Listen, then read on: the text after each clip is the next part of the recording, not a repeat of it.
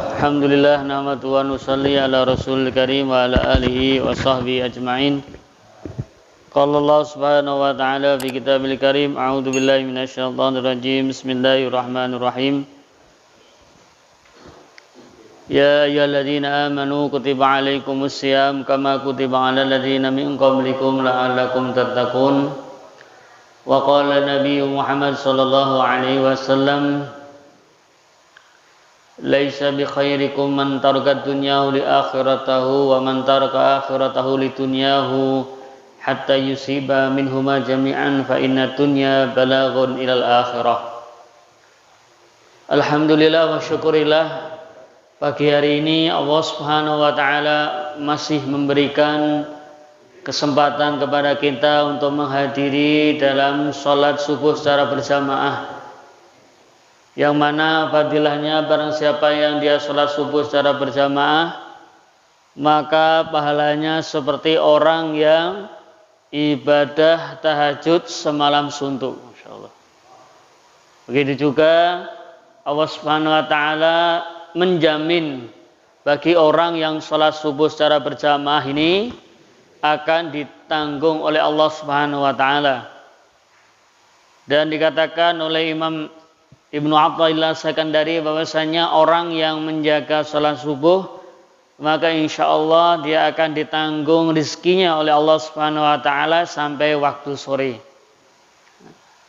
Alhamdulillah, kita akan lanjutkan kajian kita, yaitu adalah tentang tafsir, ya. Yang mana di sini saya akan menerangkan hubungan puasa dengan takwa. Apa hubungan puasa dengan takwa dan jaminan bagi orang yang bertakwa di sisi Allah Subhanahu wa taala. Allah Subhanahu wa taala berfirman dalam Al-Qur'an, ya ayyuhalladzina amanu, wahai orang-orang yang beriman. Di dalam Al-Qur'an itu ada khitab atau suatu yang mana ditujukan kepada orang beriman. Ada kalanya sesuatu itu ditujukan kepada orang manusia biasa, baik itu beriman, baik itu iman ataukah tidak. Banyak dalam Al-Quran dikatakan ya ayuhan nas, ya. Kemudian di dalam ayat lain mengatakan ya ayyuhalladzina amanu. Apa perbedaan antara ya ayuhan nas dan ya ayyuhalladzina amanu? Para ulama ahli tafsir menerangkan kalau ya ayyuhalladzina amanu itu kebanyakan khitab Allah kepada hambanya yang berhubungan dengan perintah-perintah kepada orang yang beriman. Contoh puasa. Puasa ini merupakan suatu ibadah yang dituntut oleh Allah Subhanahu wa taala, yang mana syarat utama dari puasa itu harus orang Islam. Ya, kalau orang kafir dia tidak dituntut untuk puasa. Contoh sholat. Ya ayyuhalladzina amanu aqimus shalah wa atuz zakah. Ya. Tapi kalau masalah beriman, ini tuntutannya kepada semua manusia. Dikatakan dalam Al-Qur'an aminu kama amanan nas. Ya. Wa idza qila lahum aminu kama amanan nas, ketika mereka diucapkan kepada mereka orang-orang kafir, aminu, berimanlah kalian sebagaimana imannya para sahabat. Qalu anu'minu kama amanas sufaha. Mereka mengatakan, orang kafir, apakah kita akan beriman sebagaimana imannya orang-orang yang bodoh. Mereka menganggap, orang kafir menganggap orang-orang sahabat ini orang-orang yang bodoh, ya. Padahal mereka yang mana tidak tahu tentang adanya fadilah daripada iman tersebut. Ini dalam ayat seperti itu, ya.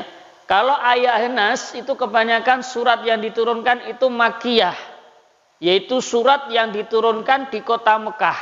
Itu namanya Makkiyah. Ada surat itu, ada surat Al-Madaniyah, yaitu surat-surat yang diturunkan oleh Allah Subhanahu wa taala di kota Madinah. Ada yang mengatakan namanya Makkiyah itu qoblal hijrah, sebelum hijrahnya Nabi.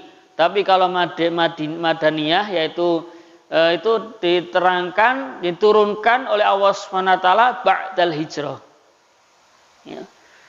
Ya ayyuhalladzina amanu kutiba alaikumussyam, telah diwajibkan kepada kalian berpuasa, ya. Kama kutiba alal ladzina min qablikum, sebagaimana yang telah diwajibkan kepada umat-umat sebelum kalian. Memang puasa itu perintah Allah Subhanahu wa taala yang zaman dahulu sudah ada, cuman tata caranya yang berbeda-beda. Ada yang mengatakan puasa itu sebulan puasa, sebulan tidak. Dan lebih sulit daripada puasa sekarang yang kita lakukan. Puasanya Nabi Nuh alaihi salatu wassalam, umatnya Nabi Nuh itu puasanya sehari puasa, sehari tidak. Masih puasa, sehari tidak. Nah, itu sulit sekali. Kita aja sekarang puasa sebulan nih banyak yang nggak puasa ya. Kita jalan di pinggir jalan, Masya Allah, masih banyak orang yang mampir di warung-warung ya. Ya, depannya tutup, belakangnya masih buka. Ya, ini Masya Allah. Kutiba alaikumussyam kama kutiba alal ladzina min qablikum. Yang mana puasa umat akhir zaman ini mempunyai kekhususan-kekhususan tersendiri. Yang mana punya fadilah-fadilah tersendiri, tidak seperti puasa-puasa yang terdahulu. Maksud tujuan puasa la'allakum tattaqun, supaya kalian ini bertakwa. Nah, maka ini di sini ada hubungan atau kolerasi, hubungan erat antara saum dan takwa. Artinya ghoyahnya, puncaknya orang puasa itu menjadikan orang itu bertakwa di sisi Allah Subhanahu wa taala. Ada syariat-syariat yang Allah turunkan, itu Allah terangkan fadilahnya. Kenapa harus terangkan fadilahnya? Karena kadang-kadang manusia ini ketika tidak dikasih fadilahnya, dia akan merasa kurang minat. Ya, kalau bahasa kita ya promosi lah seperti itu. Ya. Di mana-mana ada promosi ya. Ada orang umpamanya buat sepatu, maka dipromosikan. Ini fadilahnya seperti ini, seperti ini, seperti ini. Akhirnya kita mengenal sepatu itu. Barang-barang yang lain begitu juga. Nah, Allah Subhanahu wa taala di dalam ayat Al-Qur'an ini memberikan fadilah yang besar bagi orang yang puasa, yaitu adalah takwa. Kalau zakat itu tazkiyah sifatnya. Memberi menghapuskan atau membersihkan dari harta-harta yang kotor. Itu kalau zakat. Khud min amwalihim shadaqatan tutahhiruhum. Ambillah sedekah mereka, zakat mereka, tujuannya tathhir, yaitu untuk memurnikan. Kalau haji apa tujuannya? Haji itu adalah untuk memenuhi panggilan Allah, yaitu adalah muraqabah, ya, yaitu untuk mendekatkan diri pada Allah Subhanahu wa taala. Nah, kalau puasa ghayahnya adalah takwa. Takwa ini dari kata bahasa Arab waqo, ya, waqo yaqi wiqayatan. Itu kalau belajar grammar Arab, artinya menjaga, sama dengan puasa. Puasa itu artinya menahan. Soma yasumu sauman atau soma yasumu siyaman. Itu artinya juga menjaga juga. Siyam itu menahan. Tapi kalau waqo wiqayah itu menjaga. Ini ada kesamaan di dalam maksudnya. Puasa itu menahan, tapi kalau waqo itu menjaga. Kalau puasa menahan dari hal-hal yang membatalkan, kemudian juga puasa itu menahan dari hal-hal yang membatalkan, baik membatalkan secara puasanya atau membatalkan secara pahalanya, yang bertujuan pahalanya. Ini adalah takwa. Ada yang mendefinisikan takwa itu apa? Takwa itu adalah imtisalu awamirillah wajtinabun nawahi. Melaksanakan perintah-perintah Allah dan menjauhi larangan Allah Subhanahu wa taala, itu namanya takwa. Ya. Dan syarat takwa itu Takwa itu Ada yang mendefinisikan lain. Kalau di dalam Ibnu Rajab mengatakan at-taqwa ayya'lama al-'abdu ma yahdhuru bihi wa yastanibuhu. Itu kalau menurut Ibnu Rajab mengatakan yang namanya takwa itu seseorang mengetahui keburukan, kemudian dia menjauhi untuk tidak melaksanakan, dan dia mengetahui kebaikan, kemudian melaksanakannya. Itu namanya takwa. Ya. Jadi kalau Ibnu Rajab mengatakan takwa itu bukan berarti harus perkara haram, perkara mubah pun kalau sesuatu itu membahayakan ditinggalkan orang takwa itu. Ya.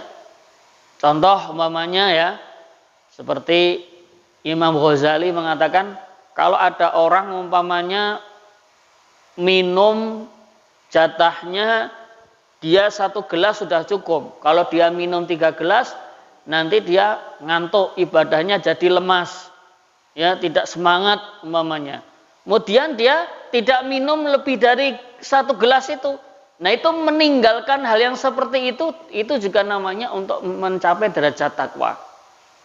Contoh harta, contoh makanan, ya dan sebagainya. Hal-hal yang mana itu boleh dilakukan, tetapi kalau dilakukan nanti akan memberatkan terhadap ibadahnya. Dia tinggalkan, itu namanya juga takwa juga. Untuk mencapai derajat daripada takwa. Cuman itu yang paling sulit ya. Kalau kita yang sulit itu ya. Meninggalkan hal yang mubah. Cuman kalau kita tinggalkan, kalau kita lakukan, takut-takut kita ini akan ibadahnya berkurang. Nah ini tingkatan orang-orang yang khawas ya, yang khusus. Kalau kita kan biasanya sampai full dulu ya.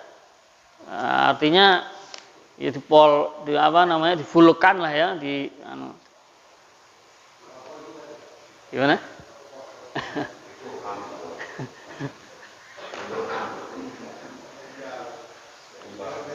Ya. Itu adalah itu takwa juga ya. Nah takwa ini apakah syarat orang menjadi takwa itu harus menjauhi segala dosa itu? Kalau manusia sulit. Manusia biasa seperti kita ini untuk mencapai derajat takwa itu kadang manusia terpeleset, wajar. Terpeleset itu wajar. Kata Rasulullah, ittaqillah haitsuma kunta. Takwalah kalian di mana kamu berada. Di mana kalian berada, takwa kepada Allah Subhanahu wa taala. Tapi sayyi'atul hasanata tamhuha. Kalau kalian melakukan keburukan, segera langsung melaksanakan kebaikan. Ya, seperti sahabat, ada seorang sahabat dalam ayat Al-Qur'an itu ada seorang sahabat dia jalan-jalan kemudian lihat orang Yahudiyah yang cantik ini membeli buah-buahan di rumahnya atau di tokonya sahabat ini. Maka sahabat ini ya terkesan, namanya cantik ya. Wah ini kok wanita cantik ini ya. Akhirnya sahabat tuh berkesit dalam hati. Wah ini kayaknya enak ini ya gitu. Terus ngobrol. Udah ini nggak ada di sini. Buah-buahannya nggak ada di sini. Ya. Ini buah-buahannya nggak ada di sini. Yang ada di rumah. Yahudianya juga namanya pembeli. Ya udah saya beli yang bagus-bagus di rumah ya. Ya akhirnya dibawa ke rumah. Dibawa ke rumah, maka dia terbesit dalam hati, astagfirullahaladzim. Oh saya pengen kayak gitu, wah payah ini. Wah akhirnya tiba-tiba ditinggalkan gitu aja sahabat. Maka dia pergi, dia lapor sama Rasulullah. Ya Rasulullah, saya ini habis menjatuhkan diri saya dalam kebinasaan. Maksudnya gimana? Ya, saya itu tadi lihat Yahudiyah, saya terkesan, akhirnya saya bawa ke rumah, tapi saya ingat dengan azab Allah SWT, saya datang kepada Allah untuk mengadu apakah saya ini sudah termasuk orang yang jauh dari Allah atau gimana. Maka ketika itu turun ayat fa idza fa'alu fahishatan aw zalamu anfusahum dzakarullaha fastaghfaru lidzunubihim. Kalau mereka itu melakukan kejelekan satu, fahishatan aw zalamu anfusahum atau berzalim, maka fastaghfaru, maka istighfar. Artinya langsung taubat kepada Allah Subhanahu wa taala. Cuman kita istighfarnya ini perlu istighfar lagi kata Imam Ghazali ya. Istighfaruka yahtaju ila istighfari aidan. Istighfarnya kita ini butuh istighfar lagi. Astagfirullahaladzim. Pengen lagi astagfirullahaladzim. Ya namanya manusia ya. Sekarang istighfar terus, besok pengen lagi. Masya Allah itu. Makanya istighfarnya itu butuh istighfar terus ya. Ya itu. Derajatnya kita tuh seperti itu. Itu adalah apa namanya? Dan wa khaliqin nasa bi khuluqin hasanin, dan berakhlak kalian sebagaimana akhlaknya para manusia, yaitu adalah berakhlak yang mulia. Itu dalam hadis Nabi seperti itu, ittabi sayyi'atal hasanata tamhuha. Ulama menggarisbawahi manusia itu ya kadang terpeleset, ya. Cuman terpelesetnya kita ini ke dalam maksiat, ketika kita maksiat langsung taat, nah itu adalah yang paling bagus seperti itu. Cuman kadang kita maksiatnya jalan terus, taatnya dikit-dikit. Wah, ini namanya bangkrut nanti ya. Perhitungan amalnya kita jauh nanti. Itu adalah apa namanya? Nah, puasa ini tujuannya untuk bagaimana kita takwa di sisi Allah Subhanahu wa taala. Orang yang bertakwa di sisi Allah Subhanahu wa taala, maka di situ akan mendapatkan beberapa jaminan. Yang pertama, jaminannya itu adalah dikasih ilmu oleh Allah. Ittaqullah wa yu'allimukumullah. Takutlah kalian kepada Allah, nanti akan mendapatkan ilmu dari Allah Subhanahu wa taala. Itu namanya ilmu laduni. Ya. Ilmu laduni itu apa? Ilmu yang hasil tanpa belajar. Ya, ilmu yang hasil tanpa belajar. Dan itu terjadi. Saya pernah ketemu di Madura itu ada seorang santri. Dulu dia mesantren di Mekah. Dia nggak bisa apa-apa, nggak bisa baca kitab, juga nggak bisa baca Quran, nggak bisa baca kitab, nggak bisa, ini juga nggak bisa. Sama syekhnya ini suruh sholat, zikir terus. Cuman dikasih kerjaannya satu. Kalau pagi natain sandal kiainya itu. Jadi kalau kiainya mau pergi, pagi itu kasih sandalnya ditaruh di situ. Itu sampai 10 tahun. 10 tahun istiqomah. Istiqomah natain sandal, kalau syekhnya mau pergi kasih sandal di situ ya. Pas mau pulang, izin sama syekhnya ini, syekh saya mau pulang.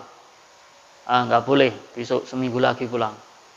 Tahu-tahu dapat 2 hari, maka dia mulutnya ini dipukul dengan batu oleh syekhnya ini.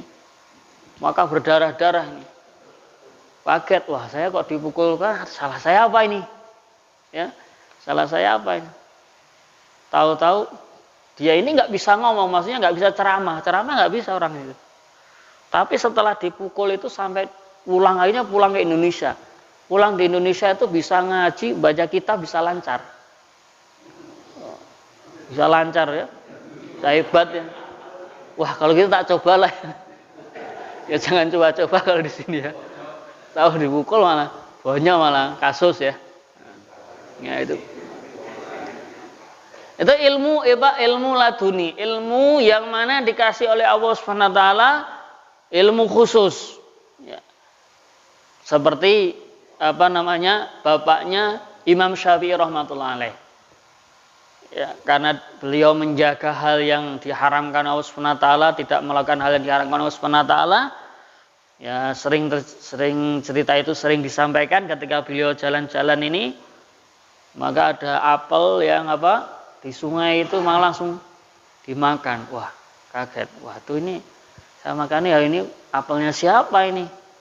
Nah, maka dicari akhirnya ketemu di situ kebun daripada apel.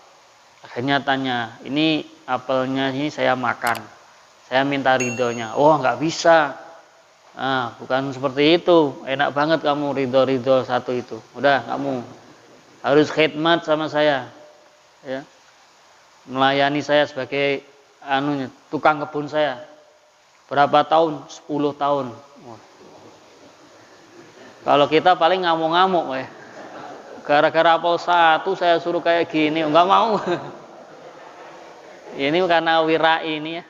Karena orang itu wirai, akhirnya mau 10 tahun. Di suatu hari dipanggil, cari saya ambilkan apel yang manis.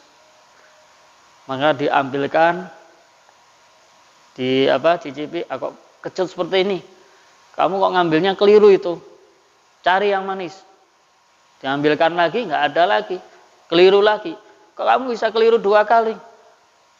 Wahai Syekh, wahai guruku, saya ini semenjak saya ini menjaga kebun ini nggak pernah saya nyicipi sedikit pun, nggak pernah. Wah, nyicip aja nggak pernah. Wah, kalau kita mungkin jaga kebun udah basing-basing aja ya. Yang penting sekarung angkut ya. Ya. Nggak jaga aja banyak. Kalau di kemarin ya kejadian di Lampung Tengah ada orang nanam singkong, bukan yang diambil itu 1,5 hektar habis. Ya. Masya Allah. Nanam daun bawang itu mau dipanen malamnya, mau udah ditawar, paginya ditengok udah nggak ada semua. Nah, Masya Allah. Akhirnya, wah kamu kok bisa seperti itu? Ya saya semenjak saya melayani untuk penjaga ini saya nggak pernah nyicipin semua. Hanya orang tahu, wah ini pasti ini nih orang hebat ini. Nah, mau nggak kamu nikah sama anak saya? Oh, nah itu ya. Ada ujungnya ya. Nabi siapa? Musa mondok sama siapa? Nabi Syuaib 10 tahun dapat anaknya. Ini uritu an unkihatabni hataini ala antujurani sama niyah hijaj. Fa in amamta ashron fa min indik. Kamu boleh nikah sama anak saya, cuman kamu harus mondok 10 tahun. Ya. Ngaji saya 10 tahun. Akhirnya syekhnya ini, kamu harus nikah dengan anak saya. Cuman anak saya buta. Wah, payah ini. Buta. Terus yang kedua tuli. Waduh. Buta, tuli. Wah, lengkap ini kayaknya. Yang ketiga tangannya bisu. Wah. Yang keempat tangannya terpotong. Yang kelima kakinya nggak ada. Wah, ini mau nikah sama apa ini kayak gitu.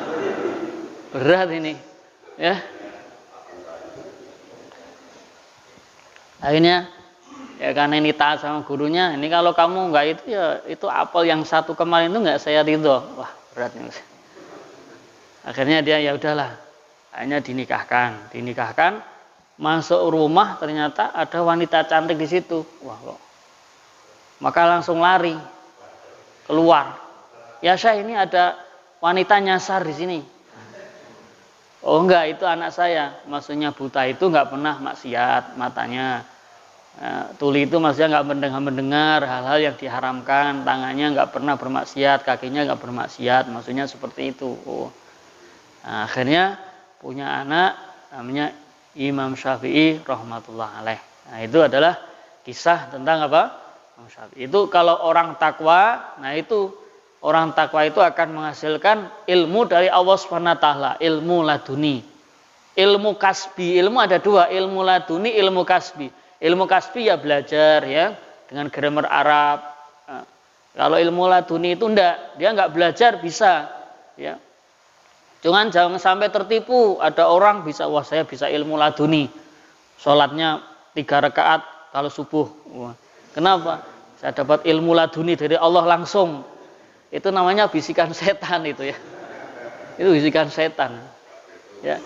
Maka kalau ada orang itu khariqul adah, orang yang khariqul adah itu artinya orang yang bisa melakukan hal di luar nalar manusia atau adat biasanya, itu dilihat dulu orangnya. Kalau sesuatu itu dari Nabi itu namanya mukjizat. Ya, tujuan mukjizat itu untuk mengalahkan musuhnya, itu mukjizat. Seperti Al-Qur'an, seperti yang mengambil air dari sumur tanpa dengan tangannya Rasulullah, itu banyak mukjizat-mukjizat Rasulullah. Ada namanya karomah. Karomah itu muncul dari orang-orang yang beriman. Ya, muncul dari orang-orang beriman yang mana syariatnya benar. Ya, syariatnya benar. Kalau gandakan uang kayak yang kasus itu Allah alam gitu ya. Ya. Memang ada ilmu menggandakan uang itu ada. Ya, diambil terus dijapi-japi gitu ada. Cuman itu uangnya milik uang orang-orang itu. Ya. Jadi dia nak jin dia suruh ngambil karena jin ini punya simpanan. Ya. Gimana? Iya. Ya itu artinya itu suatu itu kadang dikelabuhi matanya. Itu ada karomah muncul dari orang beriman. Ada ma'unah. Ma'unah itu suatu kejadian di luar nalar manusia yang keluar dari orang iman biasa, yaitu pertolongan Allah. Contoh, ada orang jalan tiba-tiba ketabrak mobil, ya, tabrak mobil, tronton umpamanya, guling, tapi nggak apa-apa. Nah, itu maunah. Itu pernah kejadian di depan pondok pesantren Gontor 7 di Magelang. Itu ada santri, ya, ustadz itu lagi pulang ngaji, tumbur tronton, pakai motor, tumbur tronton itu, motornya rusak, orangnya cuma lecet dikit aja, nggak apa-apa, sampai guling, itu namanya maunah. Itu maunah. Ada namanya adalah istidraj. Istidraj itu suatu kejadian di luar nalar manusia yang mana keluarnya dari orang-orang yang tidak taat, orang fasik, sihir atau hal-hal yang lain, ya. Ada namanya sulap. Sulap itu kelincahan tangan, ya, umpamanya masuk sini uangnya jadi banyak, ternyata di sini ada dengan kelincahan tangan sehingga orang tidak tahu, itu namanya sulap. Kalau melihat sulap hukumnya boleh. Tapi kalau melihat hal-hal yang diharamkan seperti sihir itu nggak boleh. Ya. Kalau belajar gimana? Belajar sihir itu kalau niatnya untuk jaga diri nggak apa-apa. Tapi kalau niatnya diamalkan hukumnya haram. Wah, saya mau belajar gimana cara agar santet. Nanti kalau ada orang yang jahil tak amalin, nah ini nggak boleh. Ya. Tapi kalau hanya tahu, oh ini nanti kalau kayak gini santet ini hukumnya gini, ada doa-doa yang diharamkan ini, nah itu tidak boleh. Boleh itu hanya belajar mengetahui saja, tidak belajar untuk diamalkan. Nah, itu orang yang takwa pertama akan mendapatkan ilmu dari Allah. Kemudian akan menjadi wali Allah Subhanahu wa taala. Ya. Ala inna awliya Allah la khaufun alaihim wa lahum yahzanun. Yaitu orang yang mana waliullah itu adalah la khaufun alaihim wa lahum yahzanun. Mereka tidak akan takut dan tidak akan susah. Ini orang yang takwa itu nggak akan takut, nggak akan susah. Walaupun keadaan seperti ini, corona bismillah ya. Penyakit yang mengenai kita itu sudah takdir dari Allah Subhanahu wa taala. Cuman kita tetap ada ikhtiar, ada jaga-jaga ya. Sehingga ada jaga jarak dan sebagainya, ya itu ikhtiar. Itu orang bertakwa kemudian akan dibarengi dengan Allah Subhanahu wa taala. Innallaha ma'al muttaqin. Sesungguhnya Allah bersama dengan orang yang bertakwa. Jaminan orang yang bertakwa lagi adalah wa may yattaqillah yaj'al lahu makhrajan wa yarzuqhu min haitsu la yahtasib. Barang siapa yang takwa kepada Allah, maka Allah akan jadikan jalan keluar. Kemudian akan dikasih rezeki tanpa disangka-sangka. Nah, ini yang sulit. Kalau derajatnya itu sudah takwanya kuat, itu tinggal mikir aja datang. Mikir aja datang. Gak tahu apa pokoknya ya. Momennya pengen saya kayak gini enak makan sate. Tiba-tiba datang, nih Pak, alhamdulillah saya dapat. Wah ini, saya sudah takwa berarti. Ya, namanya rizki nggak disangka-sangka, rizki yang tidak disangka-sangka, fi fikrin wala fi kasbin, dalam pikiran dan dalam pekerjaannya yang nyata. Ya, pengen apalah, pengen mobil lah ya. Tiba-tiba orang datang, nih mobil, ya. Nah, itu umpama itu namanya warzuqhu min haitsu la yahtasib. Ya. Kemudian orang yang bertakwa itu adalah akan menimbulkan barokah di langit dan di bumi. Ya, barokah dari langit dan bumi. Walau anna ahlal qura amanu wattaqau. Kalau ahli kampung itu beriman dan bertakwa, la fatahna alaihim barakatim minas sama'i wal ardh. Allah akan datangkan barokah dari langit dan dari bumi. Ya. Berkah dari langit dan dari bumi. Maka kita harus takwa kepada Allah Subhanahu wa taala. Nah, tujuan puasa itu adalah takwa.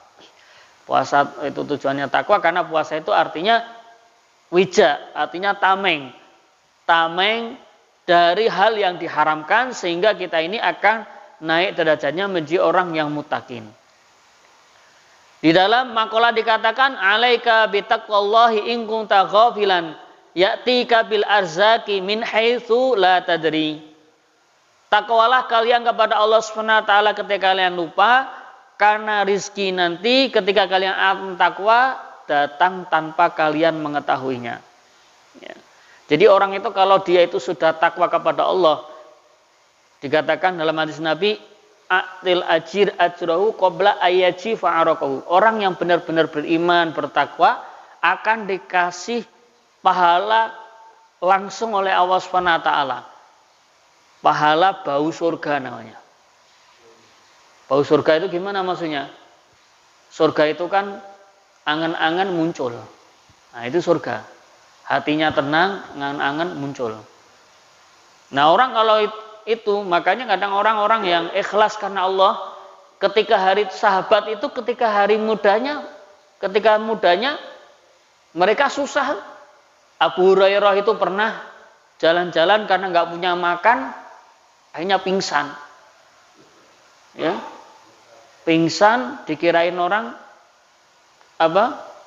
ayan, maka diinjek-injek ayan itu, sembuhnya diinjak-injak.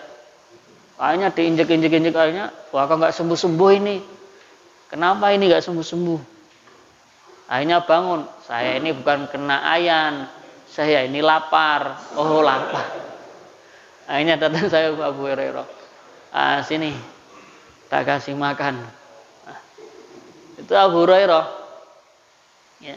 Zaman beliau masih muda gitu. Karena Abu Hurairah itu santri tulen dia. 2 tahun nyantri tapi ilmunya melebihi ilmunya seperti Bilal bin Rabah. Hadis yang diriwayatkan oleh Abu Hurairah itu banyak. Sekitar 4.000 berapa hadis. Padahal mondoknya cuma 2 tahun. Tapi memang mondoknya mondok khusus. Kata Abu Hurairah, saya ini orang yang mana kalau pagi cuma nongkrong saja. Jadi karena ashabus sufah, beliau itu nongkrong di pinggir masjid itu, lihat sahabat yang lain, ada yang dagang, ada yang tani. Tapi Abu Hurairah tidak termasuk ashabus sufah. Ya, ashabus sufah itu golongan sahabat yang khusus mondok di emper masjid. Jadi masjid, terus ada emperannya dikit itu santrinya Rasulullah itu. Itu Abu Hurairah 2 tahun. Tapi di akhir hayatnya beliau, di akhir hayatnya daripada hari tuanya Abu Hurairah itu, Abu Hurairah jadi kalau sekarang ya bupati lah. Dulunya diinjek-injek, akhirnya sekarang jadi bupati. Maka beliau pernah mengusapkan dengan tisunya gitu, maka dia kaget, Masya Allah, saya dulu itu makan aja susah, sekarang habis makan saya cuma pakai tisu gini. Wah, kayak orang gaya aja saya ini gitu. Itu banyak sahabat-sahabat yang hari mudanya itu susah, tuanya dalam keadaan enak. Karena sahabat takwa kepada Allah Subhanahu wa taala. Fa kaifa takhaful faqra wallahu raziqun. Karena bagaimana kamu takut kepada Allah sedangkan Allah yang memberikan rezeki. Faqad razaqa tayra wal hut fil bahri. Karena Allah yang memberikan rezeki yaitu adalah at-tayr, burung dan juga ikan di lautan. Wa man dhanna anna rizqa ya'tika biquwatin ma'akalal usfuru minan nasari. Kalau kalian menyangka, seseorang menyangka rizki itu dapat dicari dengan kekuatan tubuh, maka niscaya burung-burung pipit itu tidak akan pernah dikasih rizki oleh Allah. Kita lihat cicak itu nggak ada kekuatan dia, cuman diem aja. Ada yang terbang, ada namanya undur-undur ya, undur-undur ya, hewan kecil yang cuman buat lubang itu, diem aja. Ada hewan terjerumus di situ, nah makannya dia itu kuat nggak dia? Nggak kuat, cuma diselentik manusia kayak gini, dimatiin aja mati ya. Kalaupun dengan kekuatan rizki itu dengan kekuatan tubuh, maka niscaya burung tidak akan pernah dikasih rizki oleh Allah. Nuzulun anid dunya fa innaka la tadri. Kalian menyangka di dunia ini akan selama-lamanya, padahal sesuatu itu tidak tahu kamu apakah sampai waktu pagi ataukah tidak. Fakam min sahihin mata min ghairi illatin. Karena banyak orang mati sehat, malamnya sehat, paginya meninggal. Ya. Itu banyak juga.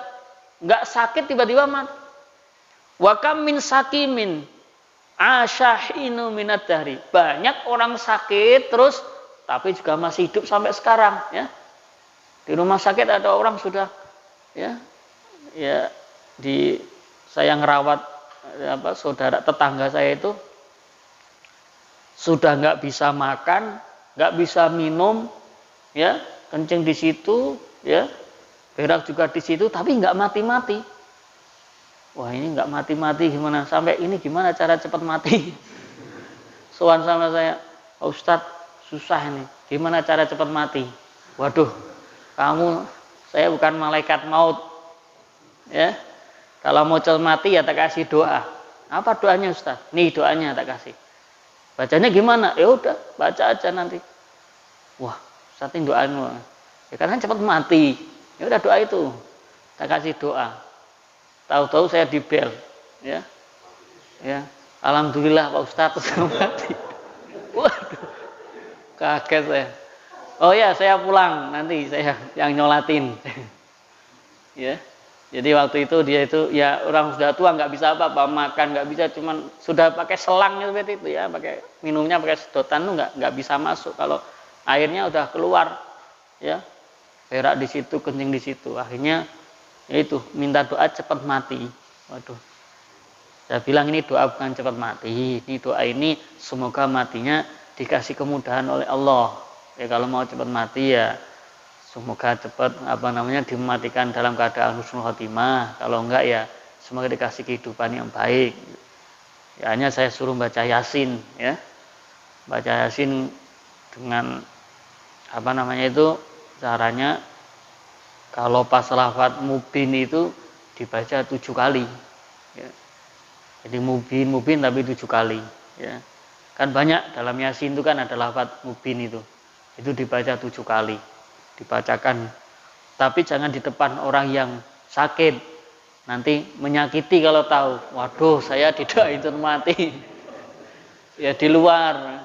Saya bilang, Pak, ini bacanya di mana? Di depan ayah saya juga jangan. Tahu nanti, wah, sakit hati, ya, sakit hati di luar. Ya. Hanya dibaca, nggak sampai 2 jam, akhirnya meninggal. Nah itu banyak orang sehat, malamnya sehat, tiba-tiba meninggal tanpa ada penyakit. Banyak orang yang sakit, ternyata sehat masih dikasih kehidupan oleh Allah SWT. Ya. Itu adalah sekilas tentang bagaimana hubungan antara puasa dan takwa kepada Allah SWT. Maka kita di bulan puasa ini bagaimana kita menjadi puasa yang khas. Ya. Puasa itu ada tingkatan. Umum, awamnya awam, ya. Kemudian adalah khawas, ya. Khawas itu adalah puasa yang kita benar-benar menghindari hal-hal yang diharamkan oleh Allah SWT, sehingga puasa kita ini menjadi puasa yang berkualitas, puasa yang bisa mendekatkan diri kepada Allah SWT. Itu saja dapat kami sampaikan, ya. Ada benarnya dari Allah SWT, ada salahnya dari kesalahan saya sendiri. Subhanallah bihamdihi, subhanallah bihamdika, asyhadu alla ilaha illa anta, astaghfiruka wa atubu ilaik. Assalamualaikum warahmatullahi wabarakatuh.